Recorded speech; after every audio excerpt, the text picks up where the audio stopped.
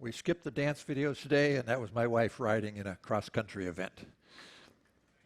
Now you know why she's not here. Her passion is her horses. Today's lecture is going to be on the Pampas of Argentina as well as a little bit on Uruguay. In fact, we'll end with Montevideo. A little bit of history before we get into the Pampas itself.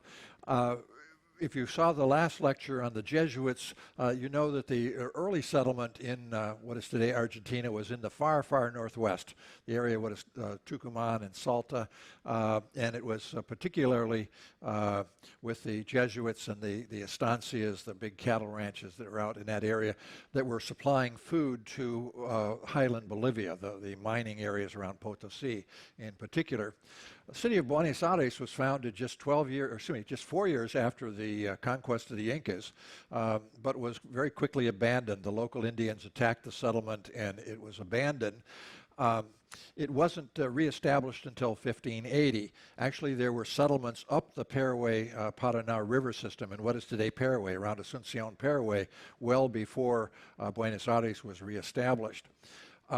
One of the important things to understand in the very, very early history of Buenos Aires is that it was underneath the Viceroyalty of Peru, so that if somebody was living, say, in Buenos Aires in the early 1600s and you wanted to order something from Spain, if you needed a new pistol or you wanted new silverware or something like that, you sent your order overland to Tucumán and Salta and then across the Altiplano in Bolivia all the way down to Lima, and then your order was sent from Lima up to Panama and then across the Panama to the Caribbean and then to Havana and then in the ships that went off on an annual basis to Spain, and then they'd fill your order and then it would come back to the Caribbean, to Cartagena and then to Panama and then to Lima and then overland to northwestern Argentina.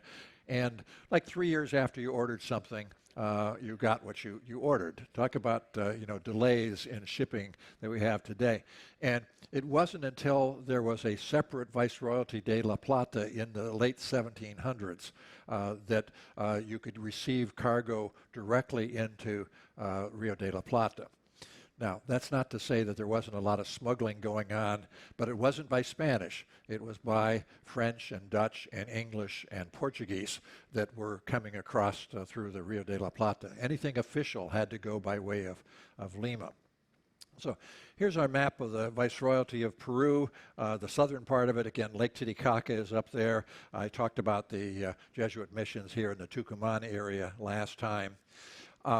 But we're focusing in on the Pampas, which is the area basically around Buenos Aires in kind of a circle. It includes much of the southern half of Uruguay.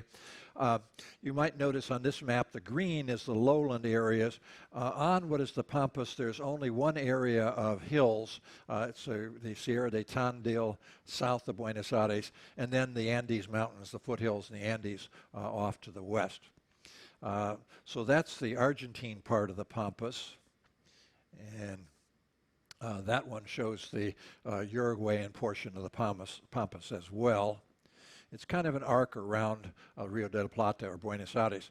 In a previous lecture when I was talking about the northern limit of Patagonia, the northern limit of Patagonia is also the southern limit of the Pampas. So it's that Rio Colorado River, and it's an arc around Buenos Aires. Here, the green is basically the Pampas.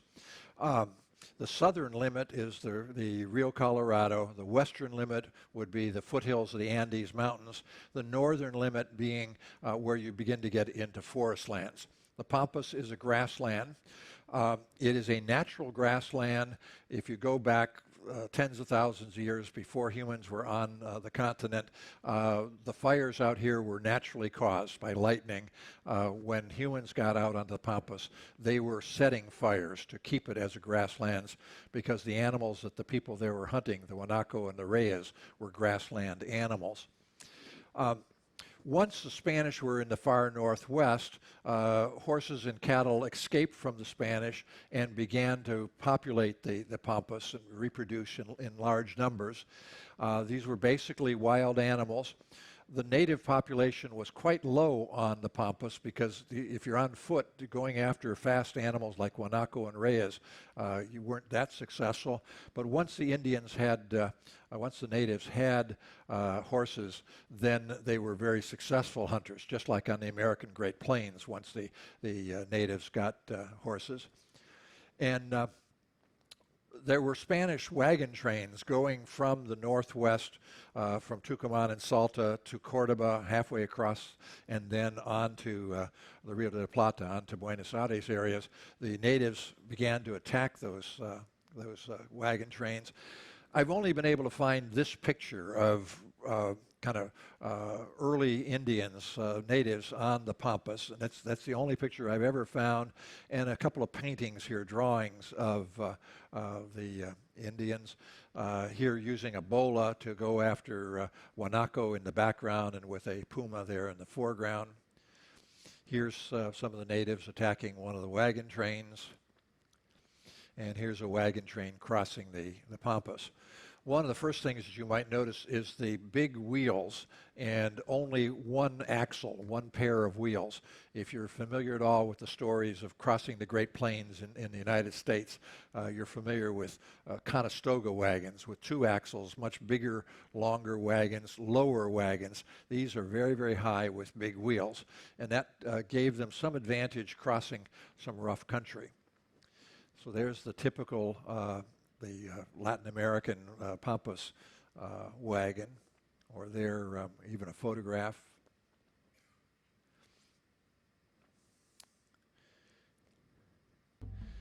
This is a Smithsonian video. It's actually a video that was done, a movie that was done for school kids in the 1920s. But here they've taken two oxen off of the wagon and they're taking them across a little stream. There really weren't a lot of streams on the Pampas. One of the things about the Pampas is there are no big rivers except the Paraguay, Paraná, and the Uruguay rivers coming in from the north. But here's two more oxen with the cart, and they're going to go down that slope.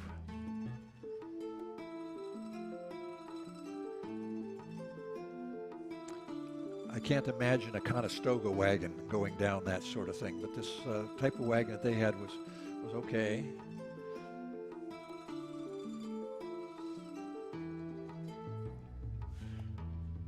Then they're going to hitch them to the other oxen that are already up on the other side of the stream. And those first two oxen are going to get convinced to get up onto the bank.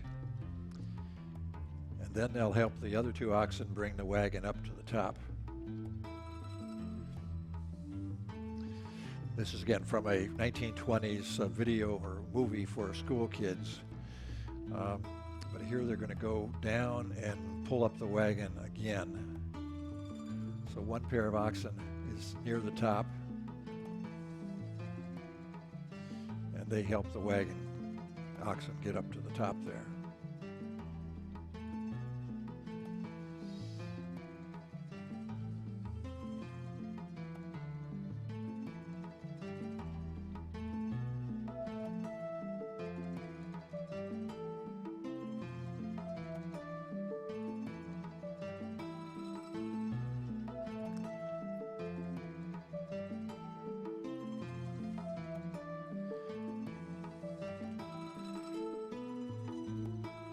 And off they go.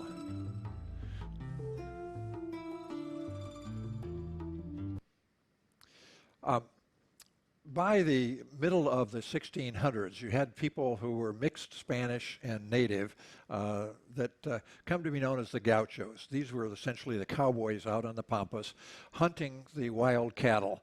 The only thing that they could do with them is to kill the animals and use the hides. What they were selling were the hides.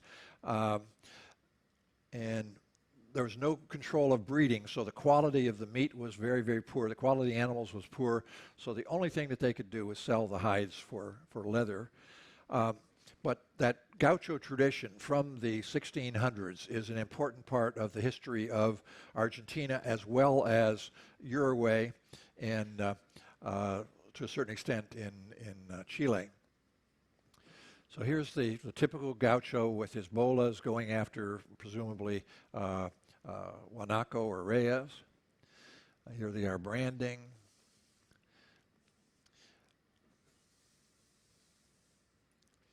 Now, some of these pictures are ones I found on the web. I didn't take all these pictures, particularly some of the older ones, but that's the typical costume with his pants, his heavy boots, his bolas.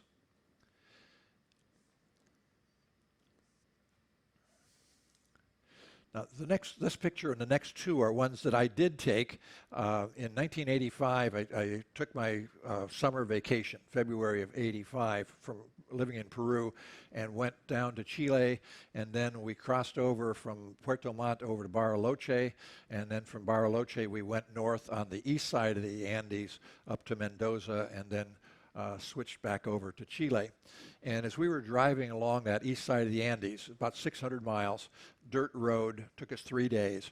About halfway along that trip, we ran into these three guys. And this was one of the three, and this is number two, and this is number three. This was way out in the boonies. I mean, we hadn't seen a town or any settlement or anything for hours. We were going about 20 miles an hour. And so, we came across these three guys. What you're not appreciating is this is an action photo. This guy was swaying back and forth on his saddle, and there was a case of beer that he's holding there. And clearly they had been imbibing as they went along. But again, ones that I found on the web showing the typical gaucho.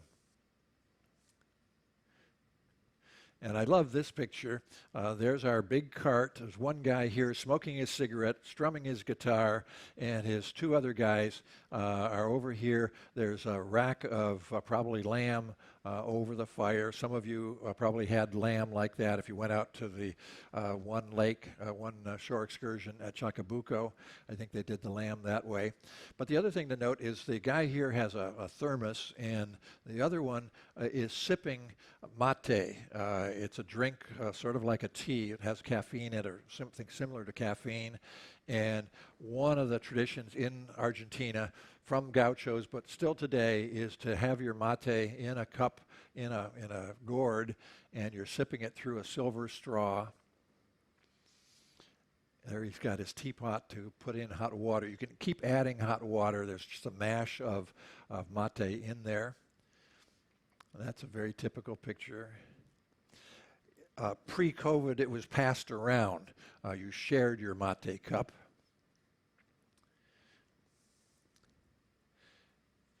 And one of the interesting things, if you drove along many of the highways, particularly the expressways, the divided highways, you come to a rest area, and in the rest area, what do you find? Not a Coca-Cola machine, but a hot water machine. What you need is to refill your thermos. So this was a hot water dispenser. Or there's one with my wife with agua caliente, hot water, so that you could refill your thermos and so you could keep sipping your mate all day. There's our men branding. I've only found a couple pictures of the typical gaucho house. They were very, very crude, what we call wattle and daub, simply a brush with mud over it and a straw roof. Or there, same sort of thing. By the mid-1850s, beginning around 1850 or a little bit later, Pampas went under a great deal of change. First of all, railroads began to proceed out onto the Pampas. I'll show you some railroad maps in a minute. With barbed wire, you don't need much in the way of posts to hold up a barbed wire fence, and you can begin to control breeding. And as soon as you can control breeding, you can improve the quality of your herds. They brought in stock from Europe, and Argentine beef began to improve greatly in quality. Today, it's among the best beef anywhere in the world. Argentines eat more red meat than anyone else in the world. They figured out new ways to drill wells so that they could get access to groundwater. There's not much surface water on the Pampas, but as soon as you have the technology to go after groundwater, you can live out there. In the 1870s, 1880s, the Argentine army basically wiped out the native population, just as what happened in the Great Plains in the United States at roughly the same period of time. Same thing that was happening in Chile with the area south of Santiago, the Lake District. The Argentine army basically wiped out the native population. And then a really significant change was in 1877, the invention of refrigerator ships, so that chilled meat could be sent from Argentina to the big cities in Europe, particularly in Great Britain. And there was a tremendous demand for beef there. And at the same time, you began to have millions of Europeans, particularly from Southern Europe. A lot of Italians, a lot of Spanish came in, but also fairly large numbers of Germans. The British were always in Argentina as the upper levels. They were the ones who built the railroads. They were the ones who had the refrigerator factories to chill the meat and so forth. This is a map showing where the frontier was in Argentina, focusing on Buenos Aires. And you see here in the 1770s, it's just a little ways out of Buenos Aires, but gradually it expands west and west and west to the south, and you get that frontier continually moving outward. This is railroads. The first one here is from 1869, and at that time there were a couple of railroads that went south and west. There was also a railroad that went from Rosario to Cordoba. Otherwise, that was the beginning of railroads in Argentina. This next map here is 1899, and you can see lots of railroads radiating out from Buenos Aires. Buenos Aires always the center. And this one is from 1911, and again, a dense network of railroads radiating out from Buenos Aires. Today, most of those railroads are gone. There are still a few, but the highway system is virtually the same. The highways parallel the old railroad routes. So highways today spreading out from Buenos Aires. Here's some immigrants on one of these farms. And here a little video. Again, this is from the Smithsonian collections, public access videos that you can get very easily. A large number of here tractors. It's from the 1920s. On much of the Pampas, the crops were things like wheat, oats, barley, sunflowers, essentially grain crops. Some flax, and here harvesting hay.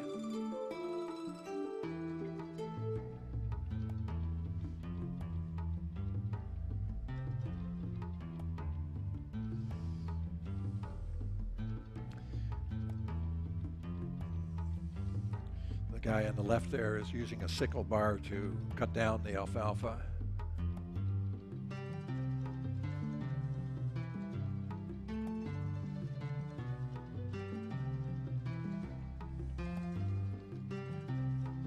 Here showing a typical road. The road on the right is for the animals, and the one on the left is for modern cars. Again, 1920s. Now, I'm just going to run through a whole series of slides here very quickly, just kind of giving you an impression of the Pampas. Flat land, old grasslands, a lot of grain crops. There's sunflowers. Sunflowers again, south of Buenos Aires, down near Tandil.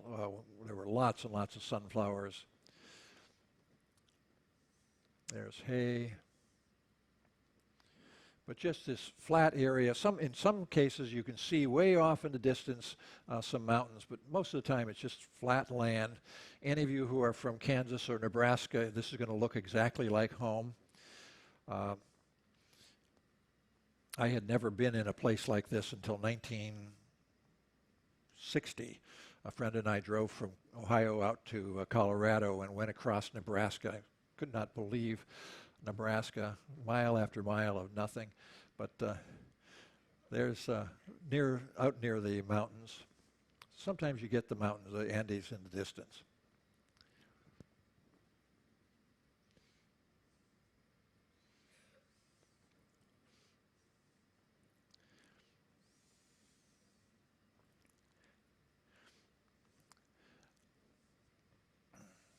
Several times that I've been out on the Pampas, it has been in January or very, very early February on the winter break from my university. And one of the things that you see is the big machines like this for harvesting. And you see them out on the roads going from one place to another. Most of the farmers would not have this sort of machinery. These are paid harvesters that go from one farm to the next to the next. And what you would see in the freeway interchanges, in the cloverleaf, in the center of the cloverleaf, you find little camps of the harvesters, trailers, and they would travel from one farm to another to do the harvesting. And then the other thing that stands out, you'll see maybe a house, maybe a little area of habitation, but then you see the big grain storage structures, and almost every place would have something like this.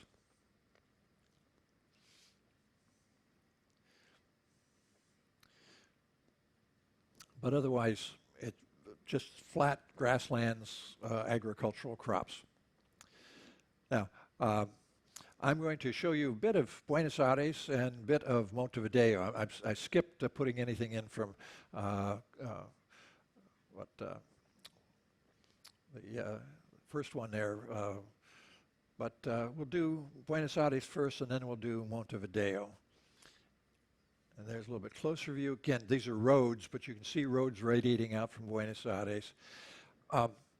A urban geographer by the name of Mark Jefferson in 1939 wrote an article of what he called a primate city. He described it as the country's leading city, usually larger than any other city in the country. In fact, he argued at least twice as large as the second largest city, and it was the one that really kind of controlled the country.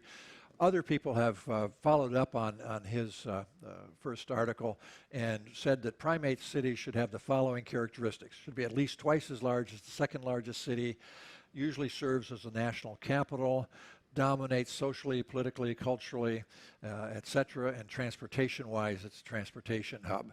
You can think of examples very easily: Santiago in Chile, Paris in France, London in England.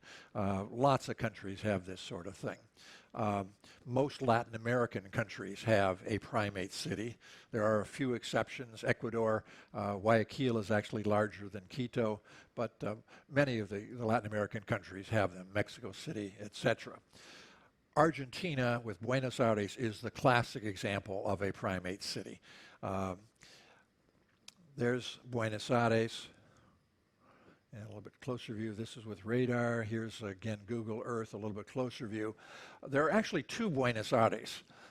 There is the capital city of Buenos Aires, what is sometimes referred to as CABA, and then there is Greater Buenos Aires. This is basically the CABA area. Greater Buenos Aires has a population above 15 million. I saw a figure that was just above 15 million in 2021. But the CABA, the Ciudad Autónoma de Buenos Aires, which is the equivalent of the District of Columbia in the United States, the capital, has a population of just around 3 million. The city is about 80 square miles. The metropolitan area is about 1,800 square miles. So the capital city is just a small little portion of what is the greater metropolitan area. And the greater metropolitan area is about 41% of the national population. Argentina has a population today of about 46 million. One of the things that they say in Argentina is that everybody lives in Buenos Aires, or used to live in Buenos Aires, or wants to live in Buenos Aires. So it is, by every measure, the primate city for this country. Dominates the country completely. I took this out the window of a plane landing in the small airport that's near downtown. It's not used for international flights, but it's a good one for if you're flying just fairly within Argentina or Uruguay. And this is just suburban Buenos Aires. You can see lots of big buildings there. This is the main downtown area. The street in the center there is called the 9th of July, Nueve de Julio Avenue. It wasn't always there. It was started to be built in 1937. They finished the major construction of it in 1980, so it doesn't go back all the way to Argentine history. And there has been some significant change that I'll show you in a minute in recent years. But this is the CABA, the heart of the city. The obelisk there is really kind of the heart of the city. The obelisk commemorates the 400th anniversary of the founding of Buenos Aires. There's the obelisk again. And this is the 9th of July Avenue. 12 lanes of traffic. You can see 5 lanes here, 5 lanes on the other side, and there's 2 lanes on the side avenue. And getting across, you cannot get across this on one rotation of the traffic lights. You have to go at least halfway, stop in the center, and then go the rest of the way. It's impossible to get all the way across. This is looking down from a hotel that we were in right on the Nueve de Julio. It's easy to tell in my photos, at least for me to tell when I took the picture, because the most recent change is they've added some new lanes. So it now has more than 12 lanes. Down the center of it, they've now added some bus lanes. And buses are constant. I mean, this is a busy street.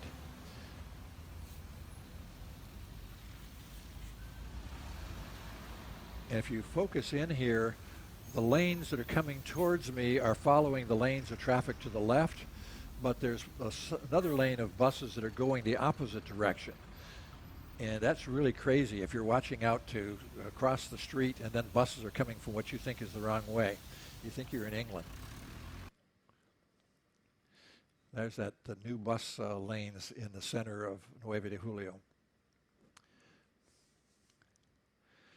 This is the downtown area.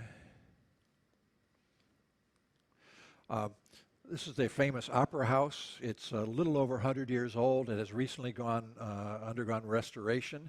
The Teatro Colón, or the main opera house, it's right on the Nueve de Julio Avenue. These are some of the side streets downtown. This is called Florida Avenue. It's a walking street, pedestrian mall, parallel to Nueve de Julio, but closer to the government buildings in the center. This is Florida Avenue as well. A lot of tourist activity here. Frequently there will be people performing tangos on the intersections, trying to get a little bit of money. That's Florida. If you do go on this street, watch out for pickpockets. This is a prime area for people getting at the tourists. Here we are again in the CABA. This used to be the port of Buenos Aires. It is no longer port activities at all. The main ports will be docked up at the top area there. But this is a new development I'll show you in a few minutes, Puerto Madero. But in this one, the Casa Rosada is there. That's the executive office, the equivalent of the White House in the United States. And at the other end of Dos de Mayo Avenue is the Congress building.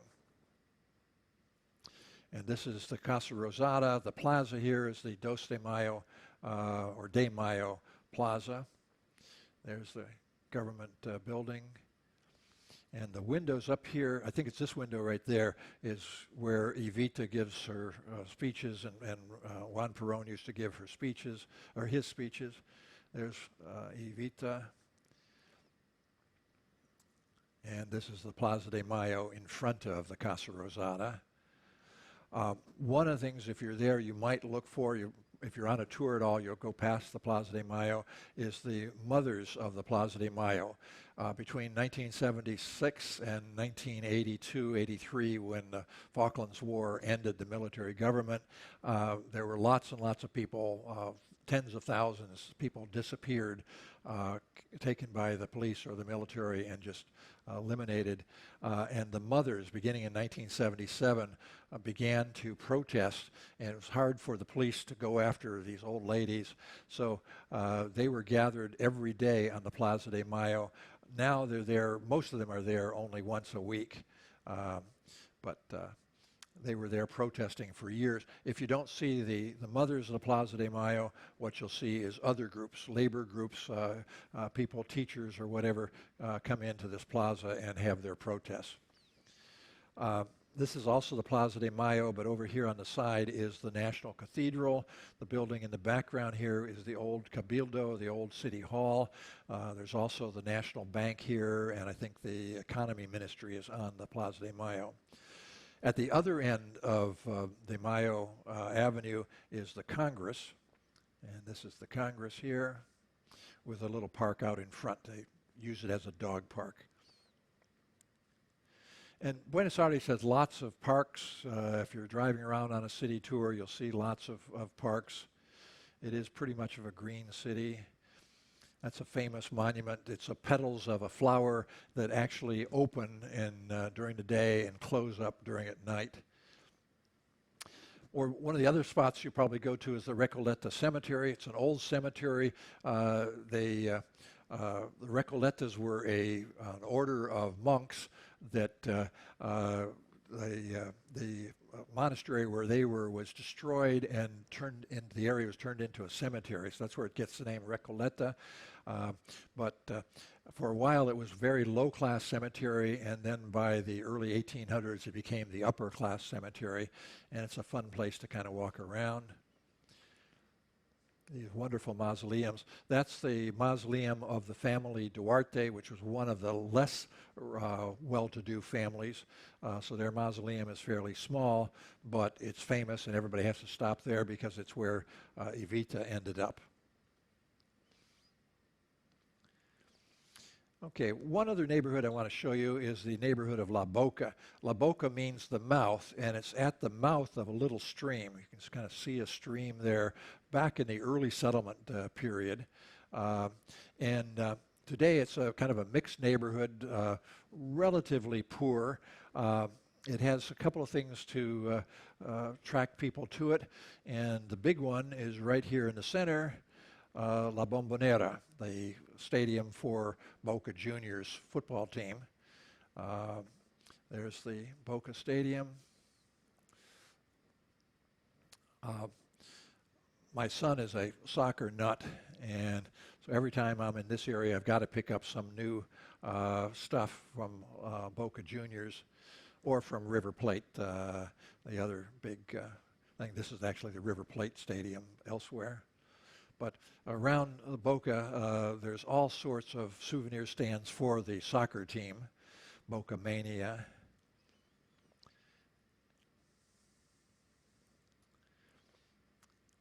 And then the other thing is it's a mixed neighborhood. It was really an Italian neighborhood for a long time, and it's where you can go out and see some tango. There are artists out on the street, and it's always an interesting neighborhood.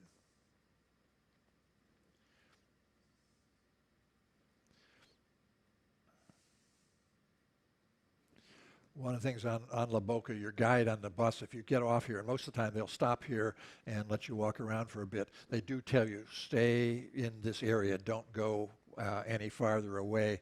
It does get to be kind of a chancy area, just a block or two outside of La Boca.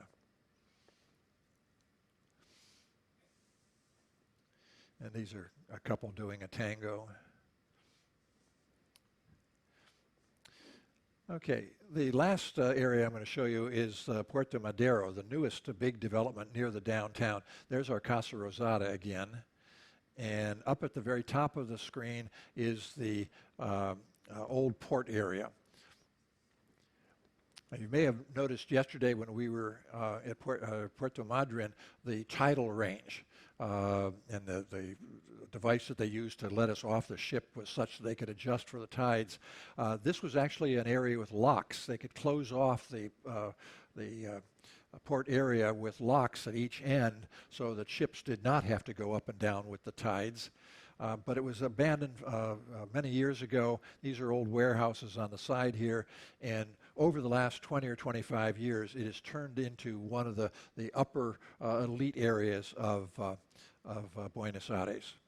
A lot of fancy hotels. If you're staying overnight, you may have a hotel out here in Puerto Madero. and it has become a very ritzy kind of neighborhood.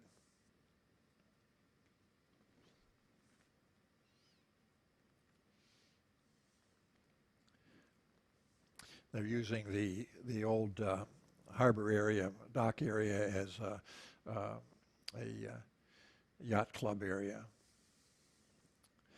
Okay, I've got hopefully a few minutes left. Let's see what we're doing on time-wise. We've got a couple minutes. I'm going to show you a bit of Montevideo. We'll skip Punta del Este. That's a very quick stop, and we'll spend overnight in Montevideo, so we should get a pretty good view here. First of all, that sounds terrible. I can't be right. Buenos Aires is on the other side of the Rio de la Plata. It's got to be farther south. You have to look at the way, look on a map and see how the Rio de la Plata goes, and it kind of curves a little bit, and Montevideo is actually farther south than Buenos Aires, amazingly. It isn't anywhere near as big as Buenos Aires. It has a population about 1.4 million, but it's almost half the national population. And with the metro area, it's over half the population lives in the Montevideo area. It has the best natural harbor in all of southern South America. And a lot of different reports suggest that for Montevideo and Uruguay in general, the quality of life is about as good as you get in Latin America these days. So here's Uruguay, and Montevideo is right there to the south. If you think about it, Buenos Aires is about right over in here. So Montevideo is actually the south of Buenos Aires. This area was first settled by the Portuguese, but the Spanish were not real happy about that, so they tried to kick them out. The British occupied at one point. The Portuguese came back in the early 1800s. So there was a period of time when it was part of Brazil, and then the local population rebelled. It wasn't the Spanish. The Spanish were already kicked out of South America, or most of South America, but the local population rebelled against the Portuguese and set up an independent country of Uruguay. And it's basically a buffer between Brazil and Argentina. So the national capital was founded there in 1828. There was a long period of fighting between liberals and conservatives, the whites and the reds. Two of the original leaders of the independence movement fought each other, had armies against each other. Basically, Uruguay went through the same Pampas development that we saw in Argentina in terms of the introduction of railroads, the introduction of deep drilling wells, barbed wire fences, improvements in the quality of cattle, and so forth. Uruguay made those same improvements. Here's a Google Earth image, and you can see where the port area is very easily. There's a little bit closer view. We will be docked right there, and we will see other ships docked around. Sometimes there is another cruise ship in here. I've been here when there has been two other cruise ships in. So we'll be right there. There is the exit out of the port. If you're walking, you can walk right through here. There's an entrance area there, and then you have to cross this wide street. And then you're into the old area of Montevideo, this whole section right in here. The main plaza is called the Plaza Independencia, and it is a reasonable walk. It's about 12 blocks. What you have to do is come across and go about 3 or 4 blocks, and you just follow along, turn left, and you end up there at Plaza Independencia. Here again, we'll be docked there, and Plaza Independencia is there.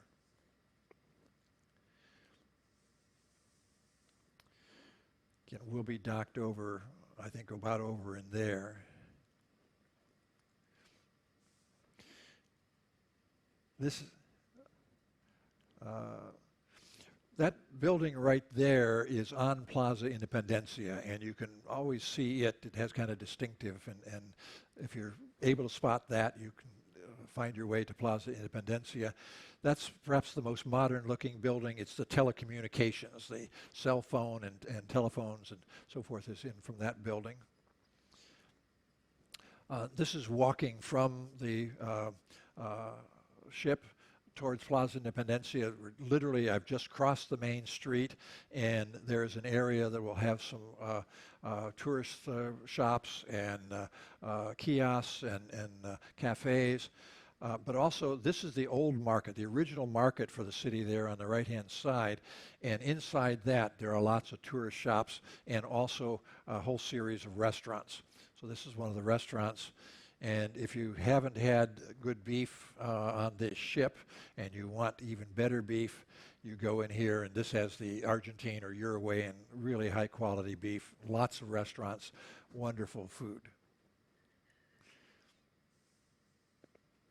And then from there, you can continue walking. We're headed here towards Plaza Independencia.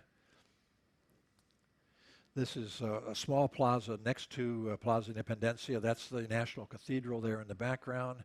There's inside the National Cathedral. And the little plaza in front of the National Cathedral oftentimes will have tourist stuff, little vendors with their tables out on the street like that. Lots of it is essentially old what do you want to say, junk? There's Plaza Independencia. The statue in the middle is one of the heroes of their independence movement, Artigas, and he's actually buried underneath the statue. This is their Congress building. Some of the shore excursions will go to the Congress, and actually you can go inside. Some will pass it. Some you'll be able to get off and go inside. One of the monuments that you frequently will see is this one. It's in a big park, and it's representing the early pioneers with the kind of wagon that we saw earlier. And then Montevideo is a big modern city, so along the shores of the Rio de la Plata, you will see towering condos, apartments, and my next lecture, I think we're right on time, my next lecture is going to be on the Chilean Lake District. I don't think any of you are going to be there, though. It's about 3 weeks from now when we start from San Antonio. The first lecture as we leave San Antonio and head south, I'll be doing a Chilean Lake District again. Thanks a lot. We thank Eka. He's always done a good job here in setting things up. Hopefully, we'll see you on another cruise.